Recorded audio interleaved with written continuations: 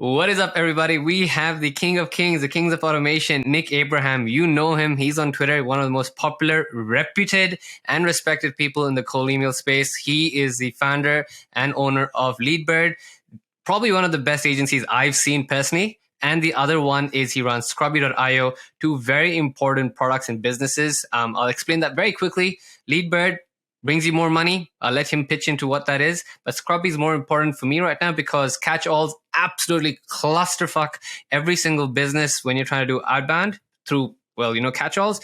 Scrubby has some weird genius technology that even I haven't figured out that exactly goes and works out what is actually catch-all and what is not. Nick, thank you for jumping on board. Thank you for having me. I'm super excited to come on board and speak about cold emails. Awesome, man. Awesome. Well, we'll jump into it. The first question I ask everyone is, why do people pay you? Yeah, so on Scrubby, it's simply because we're the only solution on market that can actually validate the catch-alls. With leadbird, what makes us stand out is, we've built a pretty cool tech stack and we use Smart Lead as well. So it's really great, but we work on performance. So our clients are paying us per every lead that we generate. So, it's kind of like eating our own dog food and making sure that we have to generate results for clients and not just kind of take on retainers like a lot of the other competitors in the space. So that's kind of why people pay us. Wow, I had a whole new question in mind, but I want to jump into that one. Tell me why you went and opted in for a performance-based model when some people are strongly against it. Yeah, so strictly because, our cost of goods are so low because we own the entire tech stack. And so, we're able to take the hit on, or we have just like a lower overhead. And when it comes to performance, it's pretty hard not to get leads when you do cold emails the right way. Because everyone talks about all these different strategies, but if you're landing in the inbox, you're sending a decently personalized cold email with, a decent offer and good targeting, it's honestly pretty hard not to get results. I'm not going to say that we get, 100 leads a month for every one of our customers. It's simply not true. The reason why we're able to get good results is because we'll choose and be selective about the clients we bring on. And if they have unique value props or just like a unique offer with a good target, we're pretty good when it comes to getting results. And Makes perfect sense. Makes perfect sense. Yeah. If someone has the right offer, it makes your offer a lot easier and appealing to sell to them. Fair enough. Look, I've sent you the questions. There are a few ones that I want to run into, but before that, I want to jump into some more important ones around agencies. A lot of agencies are going to watch this. A lot of people who might be potential customers might watch this. So what are some absolute key automations as the king of automation that an agency should try when they're trying to scale? Maybe a top 3. Yeah, so I would say onboarding. You need to run a lot of automations through there. So just collecting all their information, putting it into the right places. I think that's like a primary one. So we have like an intake form that will pretty much set everything up, create all the client documents where, we'll put their lead list, their copy, Wow. Add them into our backend fulfillment system that we run everything through on Airtable, add them to the reporting systems. It'll go into our CRM and literally mark them as a one deal, add them to our DNC and Smart Lead. Wow, it runs that entire process right there so that we don't ever have any mistakes going forward. And it kind of builds that base that we can kind of build on. So I would say onboarding is very important and running automations that way. The other ones I would say that are easy are reporting. So making sure that the weekly reports go out and it's completely hands-off, completely automated, very easy to do. And then the third one, which is my personal favorite, is we typically do a check-in call every month with our clients. And so, if you just come on the check-in call and just talk to them, it doesn't look as formal. And so you want to have some kind of document that you run through on their past month's campaign.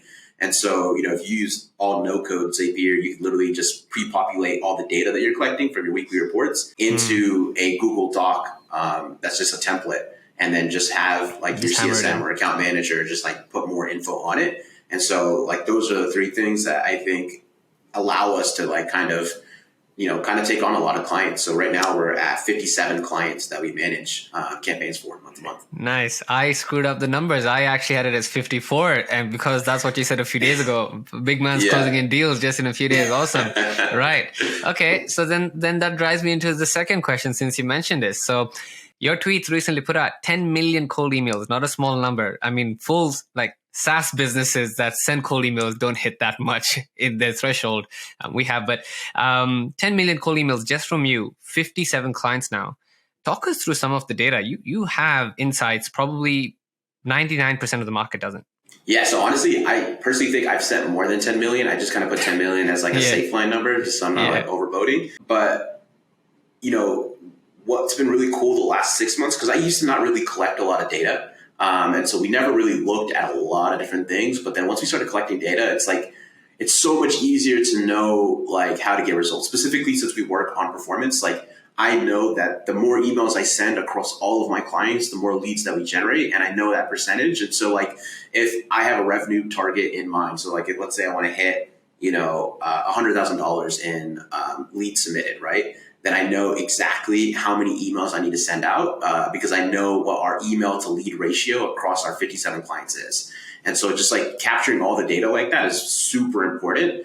And obviously in some months like that data will not be as relevant. And so like, I'm just excited to keep running the business for another year and a half, 2 years, and just keep collecting all that data so that I can like kind of play around with it. Cause I don't know what my results would be in like this upcoming holidays in like December and stuff. Because I've only been collecting data for the last 6 months. Fair enough, for the past 6 months. So we're just trying to add more metrics to it. So like, right now what we're tracking across all our clients is like, obviously like the simple stuff, total email sent, replies, bounces, like those are our 3 primary metrics. But now we'll also track like positive reply rate, not interested reply rate, unsubscribe rate. And then we'll track like how many people are like being added into our info sequences. So into our subsequences. So info, power, referral, and future. And so, that's kind of like all the data that we're tracking. Makes sense. And if you don't mind me asking, I know this is a question I get asked and it drives me nuts because I don't have an answer that is as broad brushed, but for someone who is, let's say, a good client, right? Someone who's had product market fit, what are some of the metrics that are good metrics to sort of aim for? What is a good open rate? We know that's a dead metric anyway, but let's say, what is a good open rate? What is a good positive reply rate? What is the reply rate? What is the bounce rate that I should aim for?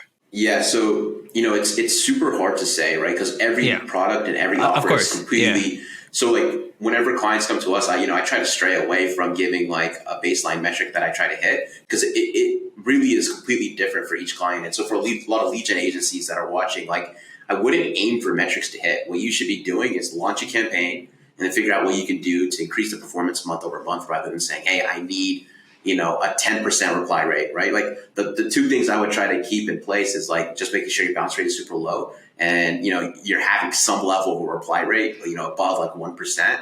Like, and the reason why I say like, look at those metrics, it just means that you're inboxing at a decent amount of rate. And so that's what I would look at. But in terms of like positive reply rate, like response rate overall and like lead submitted, it's just too hard to like put a baseline on it. Yeah. Exactly. Fair enough. So you've heard it from him. So if you message me, I'm going to point you to this video because guess what? I don't know. No one knows. Just optimize and make it better. But like Nick has said, if you're getting 0%, that's as clear as day signal that you need to fix your shit. So, but I want to throw one question at you, Nick. As you know, there are a lot of offers that do work, but sometimes there's some offers that absolutely never work. Right? What are some common offer points that you see customers ask you? I know you are seasoned veterans in your copywriting, you've got experienced team members, but maybe back in the day or when you're helping people and they're doing outbound, what are some copy frameworks that they use or offers that they use that you see just completely bomb all the time? Yeah, so like kind of like what I said before, like even if you have like the worst offer and you just send enough cold emails, you're going to get some leads that come to the pipeline, but like before I push a client to kind of like reposition or restructure their offer, what I try to do is just hit the bare bones, which is like, on their landing page, trying to get them to add a VSL of some sort or just cleaning it up and throwing more social proof on it, making sure that their LinkedIn profile is coming up, making sure that like they can be found if, they have a G2 review and like it's a bad review, trying to figure out ways to remediate that. Just trying to clean up the things outside of the offer that will just kind of help them like have more of a brand presence, I would say. I think is like the initial thing to kind of hit out. And then like if your cold email campaign still isn't working, what I try to do is try to find a whole bunch of industries that they have case studies in and then just try to present those case studies and target those like industries that their case studies are in. And then typically you're able to get replies. And on the copywriting framework, I would say is like, ideally, your first email is super direct response, right? But if that's not getting results because the offer is a little generic or it's just like a little saturated, not strong, what you could do is just like make email 1 be just super conversational and just like focus on getting a reply and then, put a lot more work on the inbox management to convert those replies into leads or just like something that can, belong in your pipeline. Yeah, understand. Fair enough. That's a common mistake I made when I started off a few years ago. Was I was trying to over pitch, and you just need to start a conversation like, "How you doing? Like, is there a problem you're actually facing?" That's all you're trying to build. It's just like a initial meeting. So I completely get you. That makes sense. So you put a tweet out recently about having two separate tools for cold emailing and one for management. Why so? What are some tips that you can give when doing this, and what are some tools you can recommend?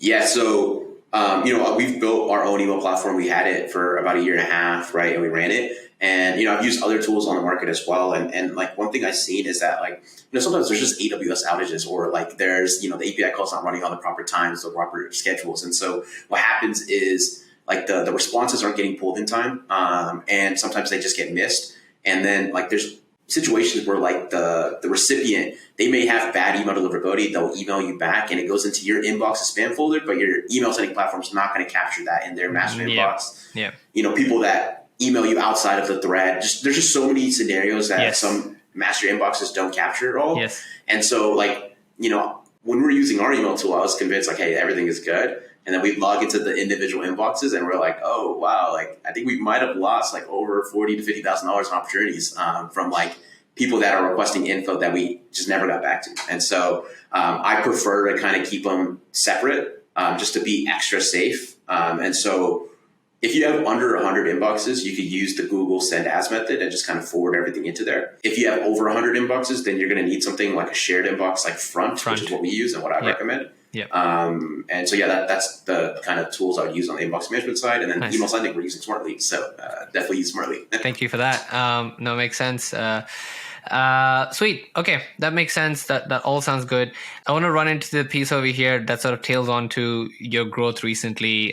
You're crushing it and an inspiration for many people. For the last 3 months or last 2 months, let's say, what are 3 changes you made that has had the highest impact in moving the revenue needle for you? Yeah. So, it's funny. I used to not be a huge believer in like scaling up the team. I thought like keeping a lean team is like the way to go. And it is for the most part. I think a lot of companies are over bloated, but I would say like the 3 biggest thing is actually paying people for what they're worth, and hiring high level people to kind of like really take over certain areas in your business. So we have a phenomenal CSM. We have a phenomenal copywriter. We have a phenomenal inbox manager. And, I think that has been one thing that's kind of like taken me out of a lot of the fulfillment stuff. So that has been a huge needle driver. And then the other thing has been just collecting as much social proof as I can. So like the last, like 3 months ago, we had 0 video testimonials on our site. Right now we have 12. And on G2, 5 out of 5 stars. Yeah. Like all we're doing right now is just trying to build as much social proof as we can. Yep. And then the third thing would just be like, we found some select partners that want to white label our service. And so, they themselves are doing like 500, 800 demos a month. And so, they're closing quite a few that are just coming our way. And, that's been really great. Nice. Awesome. When client fulfillment is handled, client acquisition is handled, it's just fulfillment, and that's the system that you build. So it's, sorted out. Yeah. Cool. I want to run towards the tail end of this interview, I want to run into some basic technical questions that I don't think there's a lot of information outside about of. So first one, when a mailbox gets blacklisted, do you try to recover it or do you burn it and move on? Yeah, so we'll try to just burn it and move on, I would say for the most part. But like, I'm not entirely sure if that's the greatest idea, to be completely honest. Yeah. And so we're also looking at like different alternative methods of kind of going about it. Yeah. Fair enough. Makes sense. To be honest, when I get asked this question, I just say, what's your current situation? Because if you really want to run, you'll probably just burn it and get something else. But if you want to recover it because of all, like you've run it for 3 years, probably worth, bringing it back on live. So no right or wrong answer there, on the money. In terms of your warm-ups and how many emails you send each day, your configuration, do you mind sort of opening the curtains and sort of sharing what your configuration looks like right now, at least in rough? Yeah, so we've adjusted it a little bit and we're still kind of playing with it. I think a lot of changes have happened like really recently. And so, it's been kind of a weird game recently, but I try to do like a 1-on-1 match with our warm to cold emails and keep the sender volume per each inbox under 60 per day. So we're doing 30 warm, 30 cold. And then what I'm also trying out right now is doing the what's it called, like putting a range in between, like a randomized range on how many warm-up emails go out. Yeah, seeing how that impacts it. And then same thing with the reply rate. Typically, we'll keep the reply rate at 100% on the warm-up. And so now I'm trying to play around with that and see if that helps or if that makes it worse and see what kind of goes on. So yeah, this month is kind of more of like testing and seeing what happens across all our clients. That's pretty cool. That makes sense to me. And in terms of, I guess, the last question on a run in, where do you see copy these days with spam filters and deliverability? Deliverability is the hot topic. Everyone, ramps on about that. Maybe I'll sort of break this into two questions. Your thoughts as someone who's run a cold email tool, who runs an agency, who runs a warm-up software, who's also done a catch-all product. What is your general thought on open rates right now? Like, do we care about them? Do we not care about them? So I think on a cold email perspective, like you don't really need to worry too much about open rates. I think the biggest thing is like inbox placement test and checking for your where you're inboxing. I think that's always going to be the golden standard for testing your deliverability. Yeah, cool. So for those who want to know what inbox placement test is, there's a bunch of apps and softwares you can use to just send an email and it'll tell you where you end up with the spam or promotion. Or I believe when I spoke to Nick, he actually has his own pool, right, of seeders. So he has his own pool of seeders and then he sort of figures out where they actually land. So it's a very smart thing to do. Mate, I think my brain's exploding right now. I've learned a lot already in like the past 20 minutes. For people who want to find you, to maybe work with you, to buy your products, what's the easiest way? Yeah, so best place to go is Nick Abraham 12 on Twitter. That's probably where I'm the most active. Trying to get into the YouTube and LinkedIn game shortly. So if you put Nick Abraham 12 there, you'll probably find me as well. But yeah, that's where you can find me. Easy peasy. I am going to go ahead and link you somewhere over here so people can go ahead and find you. But thank you again for being a customer. I appreciate the support. And if you have, if anyone's listening over here wants to reach out to Nick or myself, all the details will be in the video right below, or wherever you're watching this in a short form, you'll find that. So thanks, Nick. Have a great day and speak to you soon.